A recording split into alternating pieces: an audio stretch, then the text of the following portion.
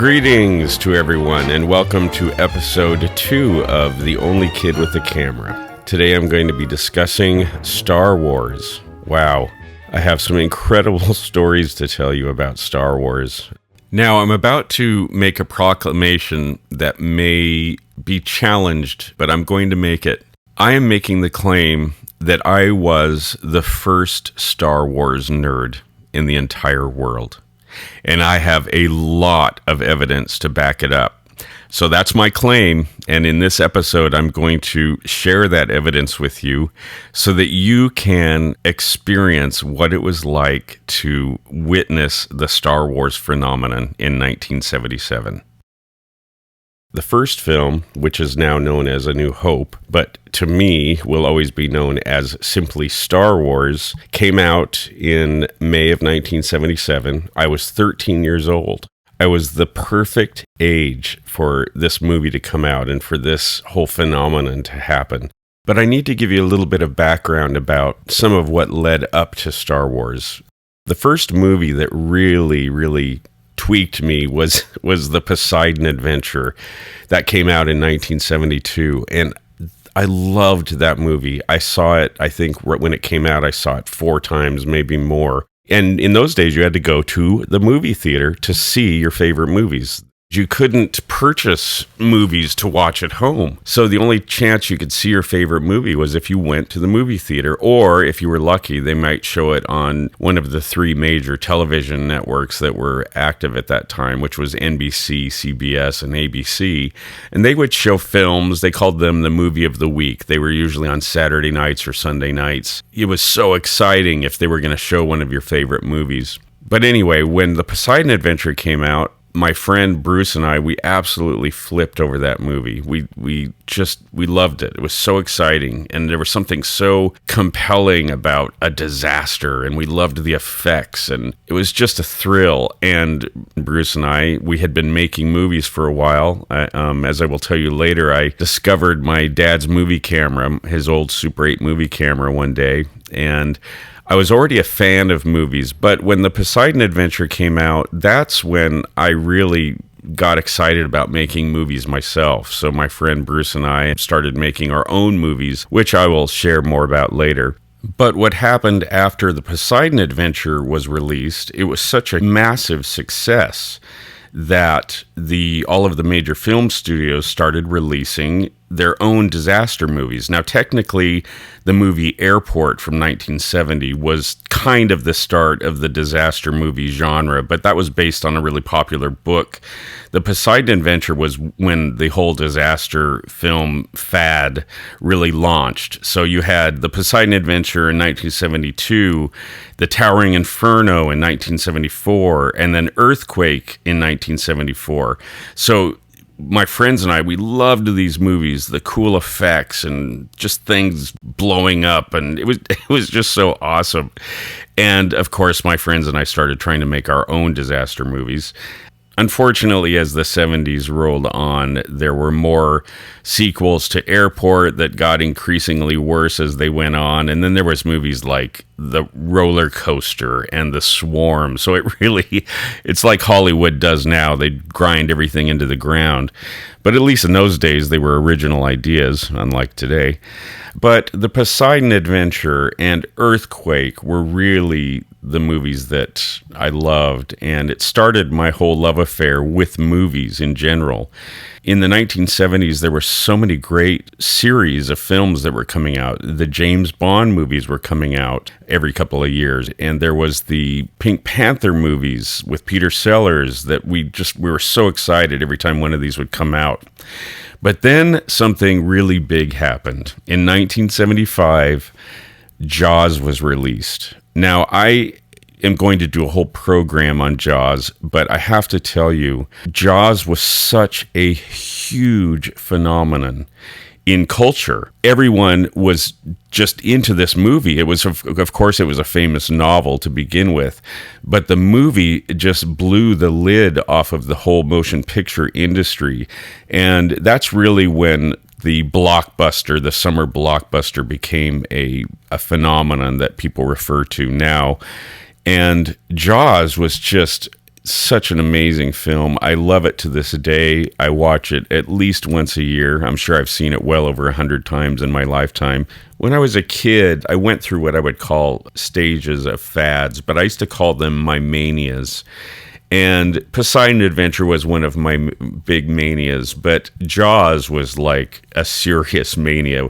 My friend and I actually tried to build a mechanical shark, but unfortunately the film footage turned out blurry, didn't work out, and the shark fell apart in the water and everything. But anyway, Jaws was a huge deal, huge.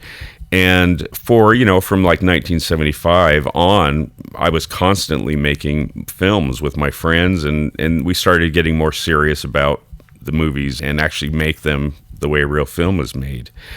So that leads up to May of 1977, when the first Star Wars film was released. It's hard for me to even begin to express what an incredible event this was. And the first thing that I remember about Star Wars was my good friend, Bob Smith, who lived right up the street from me, and we grew up together. We'd known each other since we were 5 years old. He said, "John, have you heard about this movie, Star Wars?" And I had heard about this movie. This was literally within the first week that it was released. And his parents had gone to see it with him, so I hadn't seen it yet. But I'd heard these rumblings at school. Everybody at school was talking about this movie, Star Wars. When I found out that Bob had seen it, I, of course, wanted to know everything about it. And he was like, "You just won't believe it. It's these spaceships and people shooting these laser guns, and there's laser swords." And he was trying to explain something that literally was so different and so unique. And he basically couldn't really find the words to describe it, but it was very clear that he was saying, "You've got to see this movie, you won't believe it." And so I believe it was that next weekend, Saturday, when I decided I have to go see this film. Now, in those days, movie theaters weren't all over the place, and we had basically 3 movie theaters that were kind of in the general vicinity of where we lived. But as I was looking through the newspaper, I noticed that there was this theater in Seattle that was playing Star Wars in 70 millimeter and Dolby surround sound. And that sounded awesome to me, and the theater was obviously promoting this as the premier place to go see Star Wars. So that following weekend, my mom gave me a ride down to Kenmore, downtown Kenmore, where I caught a bus, had to do a couple of transfers, and made my way down to Seattle, downtown Seattle, to the UA Cinema 150, this amazing theater that I was to become very well accustomed to over the next year. And there was, of course, a line all around, the block twice. There was a massive line, so we couldn't actually get into the showing that we had planned to get into, but we did get into the second showing.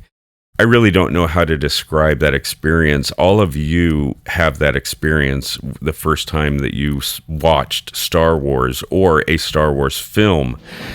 But if you can imagine for, a 13-year-old kid who had never seen anything even remotely like a film like this, it was just absolutely mind-blowing. Well, first of all, when the words Star Wars pop out and start scrolling down into space, that was just amazing in and of itself. But then the camera drops down to this planet, and then this massive spaceship is traveling overhead and seeming like it's never going to end. It just keeps going on and on and on. I remember literally pushing myself back in my chair. I was so blown away just by this opening scene. From there, it was just one mind-boggling scene after another. The story was so captivating and instantly understandable. I mean, I knew from the very beginning what was going on. I knew that there was something that the bad guys wanted from the good guys, and that Princess Leia had stuffed it into this robot. But mainly visually and the sound in this theater, it was the first time I had ever heard surround sound. And this screen was actually a curved screen. It was a premiere movie theater. So I'm watching, Star Wars in 70 millimeter for the first time in my life on this massive screen with Dolby sound. And Bruce and I don't think we breathed through the entire movie. It wasn't as if science fiction was totally new to me. I had grown up during the era when Star Trek was played on reruns every Sunday night, and I loved Star Trek. I absolutely loved it. The only bummer about Star Trek was that it would play like around 7 p.m. on Sunday nights on the local television station, and I associate that with the dread of having to go return back to school the following Monday morning. But Star Trek was definitely a thing in my life and in the life of my friends. We loved it. And so when Star Wars came along, we had that in our background. Anyway, I will, of course, go more into depth about that experience. But in this episode, I want to talk about the Star Wars phenomenon and what happened culturally and in my life as a result of this movie, Star Wars, coming out. The first thing about Star Wars in terms of how it affected my life is that I began to see Star Wars every single weekend. Sometimes twice on a Saturday, and then I'd go again on a Sunday. And this was no small effort. I had to catch a bus and do a couple of transfers until I got down to Seattle.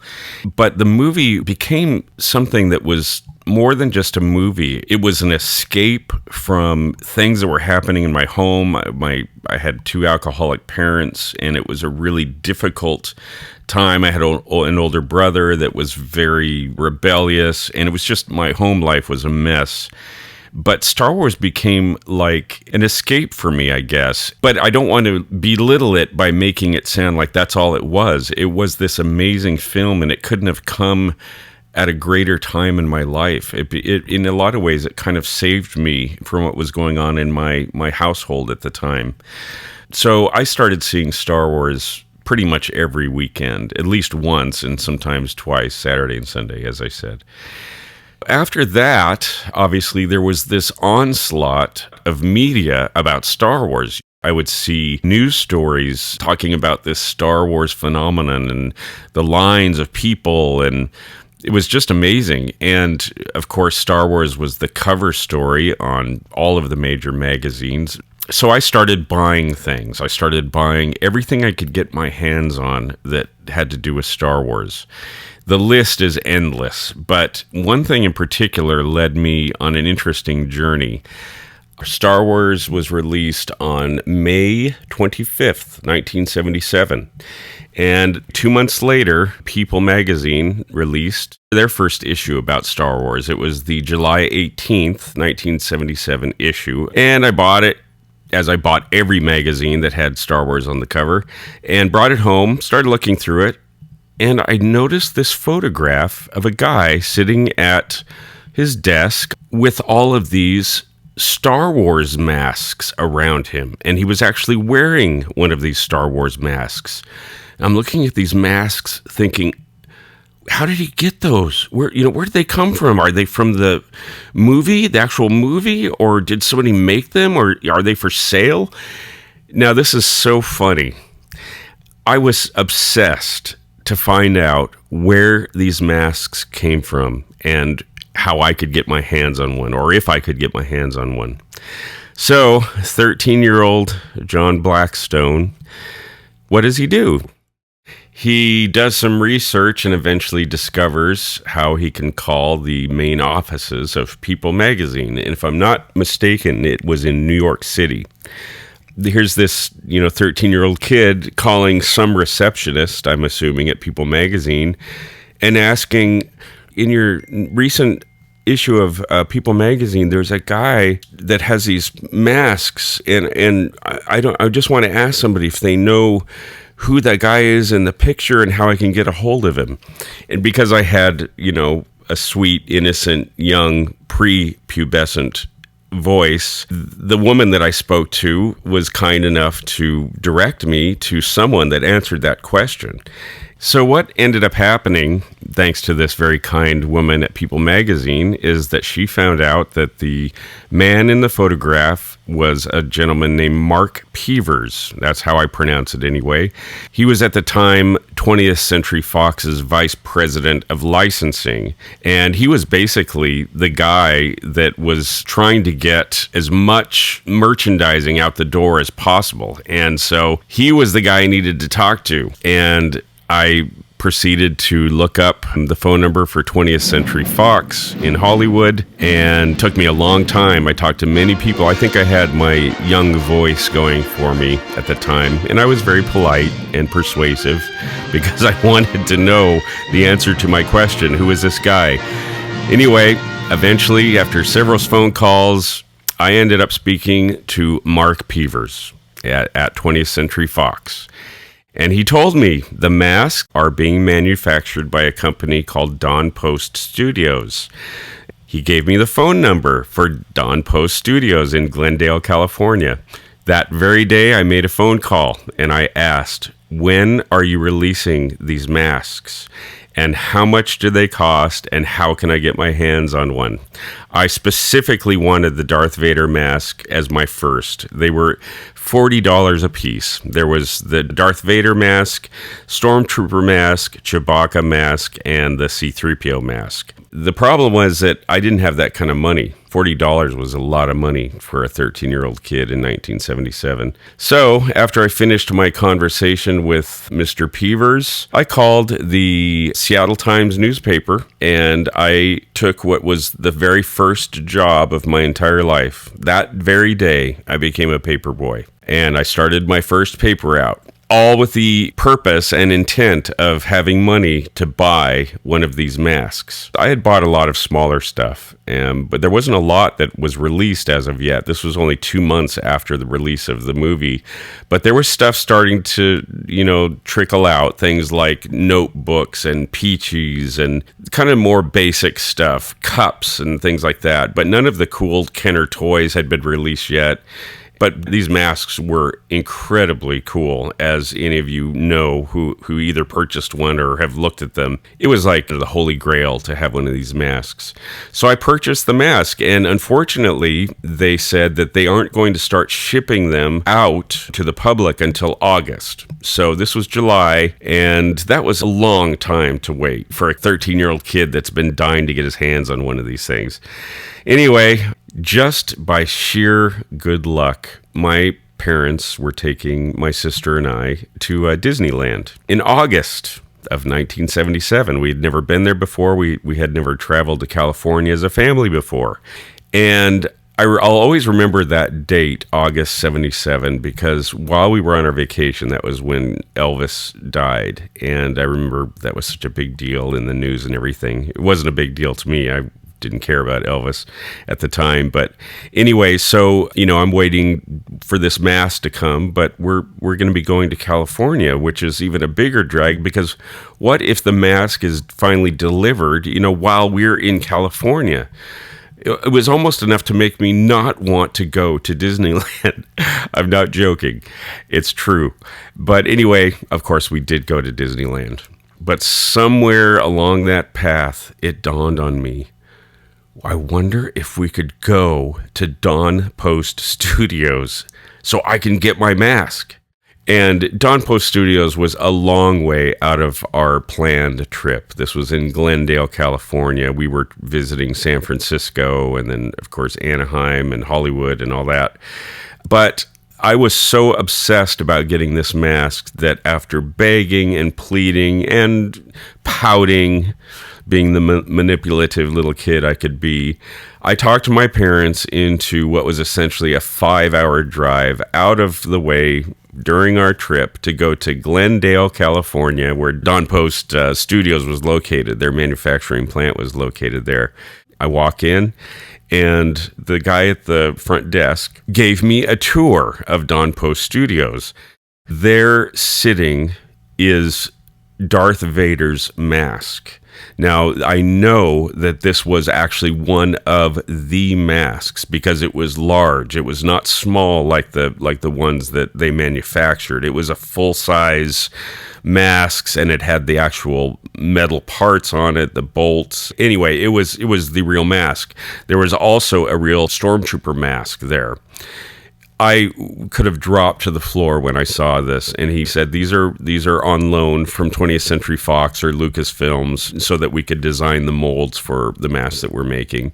Can you imagine to see something like that as a 13-year-old Star Wars fanatic? It was just unbelievable. He hands me this box, and he says, "John, you are the first person in the United States or in the world to receive this. We are not shipping these until next week, and here you go." I was just like walking on cloud nine, as you can imagine. I put on that mask and basically didn't take it off. The only time I took it off was when we were going into a restaurant, or of course when we went to Disneyland. I was wearing it constantly. So that's just one of the many amazing stories that I have to tell about the impact of Star Wars in my life. And I have so many archives and images and film that I have compiled to tell the story of my Star Wars obsession. Thank you so much for watching the first episode of Only Kid with a Camera. I'm so excited about the upcoming episode next week. I'm going to be talking more about what happened in our culture as a result of this incredible movie, but there's so many amazing things that happened to me as a result of this movie that I'll tell you about, which will further support my claim that I was the first Star Wars nerd in the world. And then on December 23rd, I'll be releasing my final Star Wars episode, which is going to be titled The First Star Wars Christmas. And I'll be talking about how awesome it was that very first Christmas of 1977 when so many cool Star Wars toys came out. And I'll also talk about what happened with Kenner Toys and how they totally botched it and failed to meet the deadline, which many of you already know that story. If you enjoyed this podcast, please subscribe and join this community of folks who are celebrating the awesome decade of the Super 70s. Until next time, this is John Blackstone. I'll see you.